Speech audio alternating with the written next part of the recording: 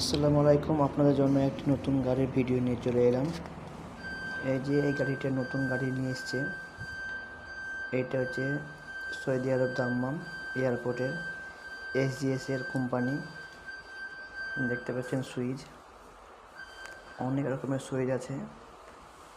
3-4 তলা উপরে এটা যায়, দেখতে পাচ্ছেন। এই যে নতুন গাড়ি, এই গাড়ি এর আগতে নিয়ে এসেছিল, অনেকটা খারাপ হয়ে গেছে। এই গাড়িটা নতুন নিয়ে এসছে। দেখেন, এই যে লেখা আছে SGS কোম্পানি।